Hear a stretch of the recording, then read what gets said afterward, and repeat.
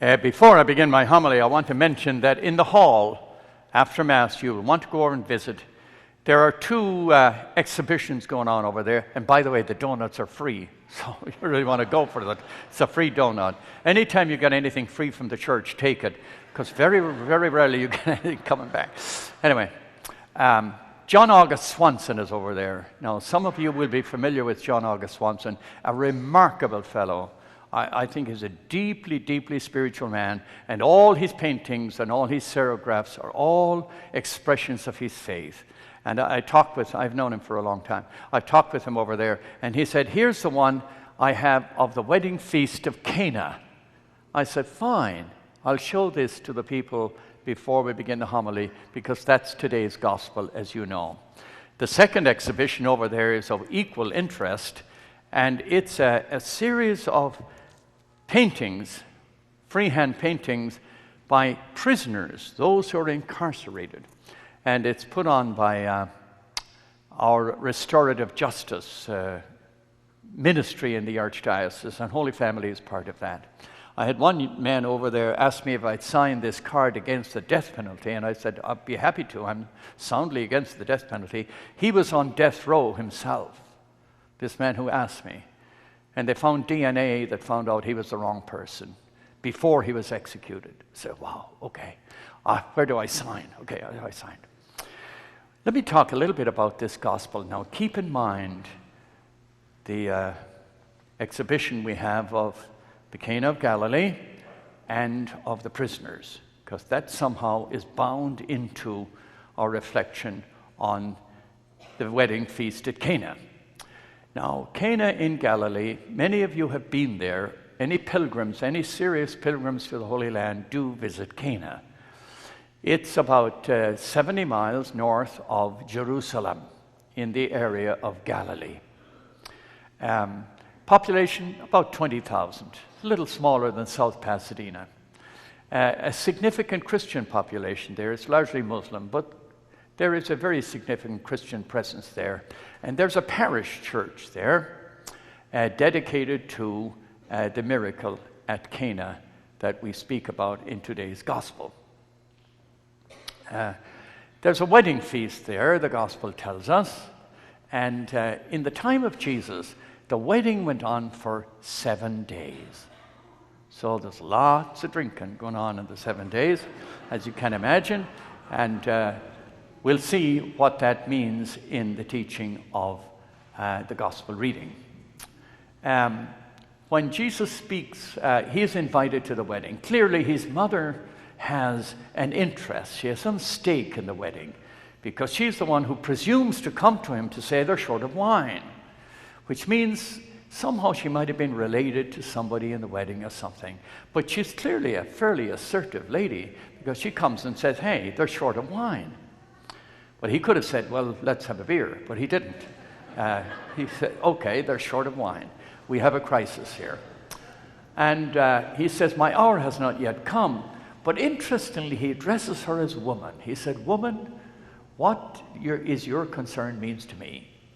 And now that sounds a pejorative reference in today's culture and in our language.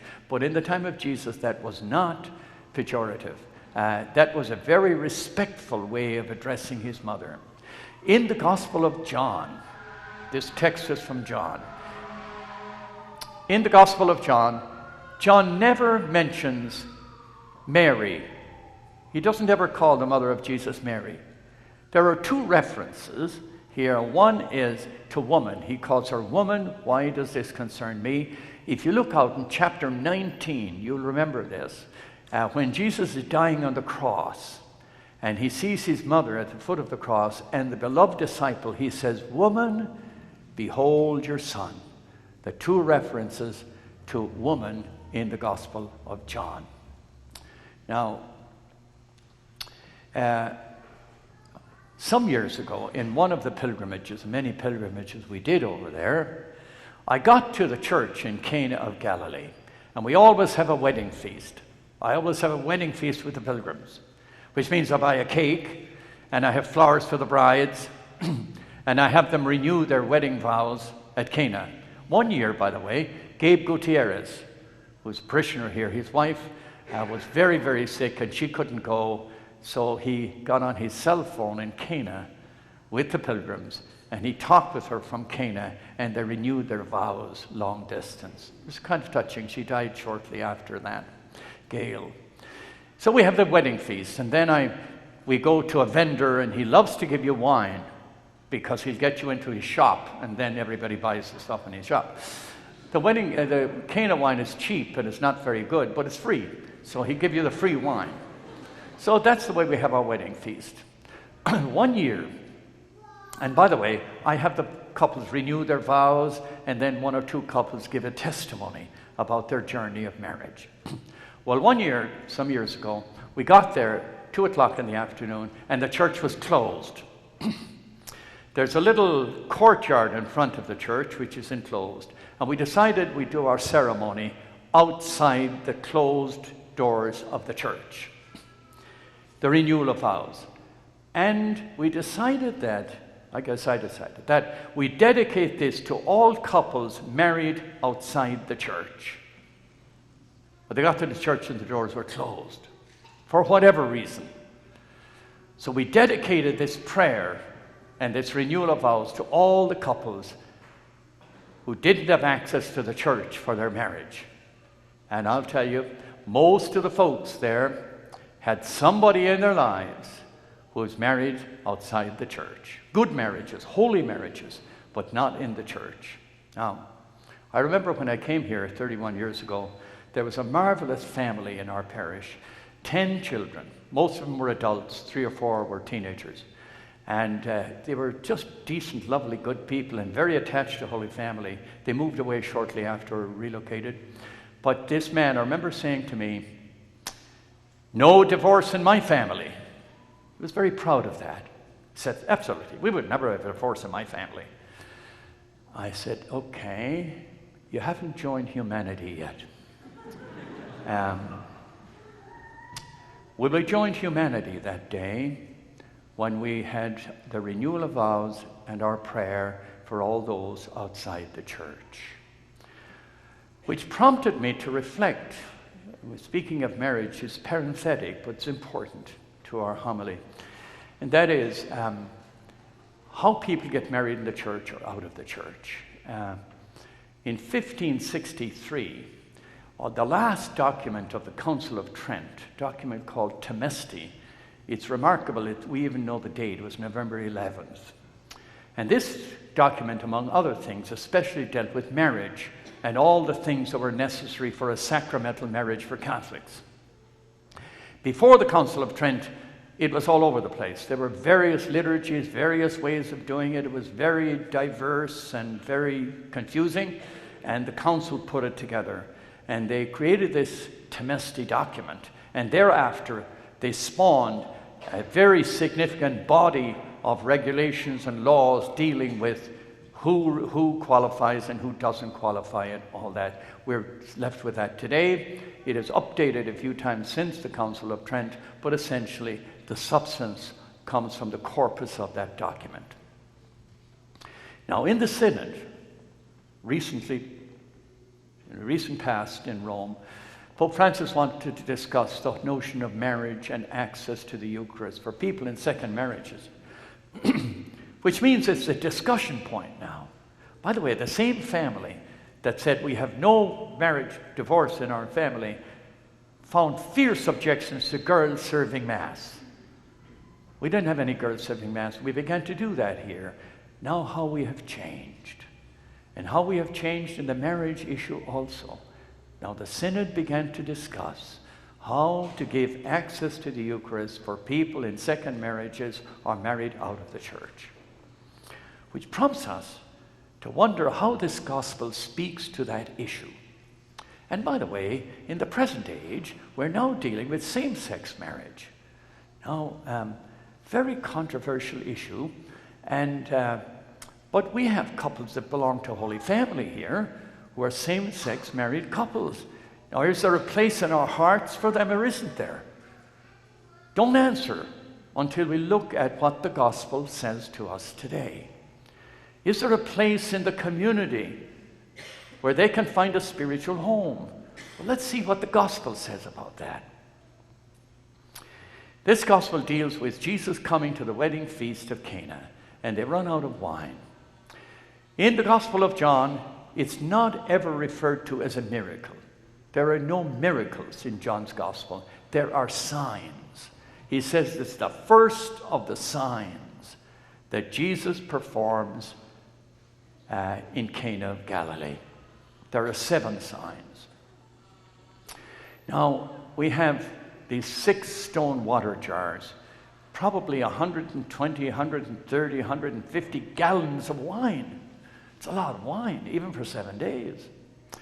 Now, we're not meant to take this literally. It's a sign.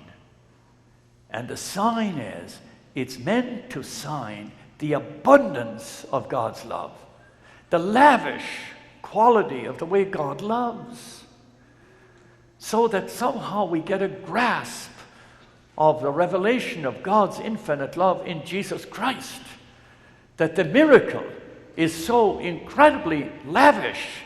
It's meant to represent the incredible embrace of God's infinite love. That's the sign.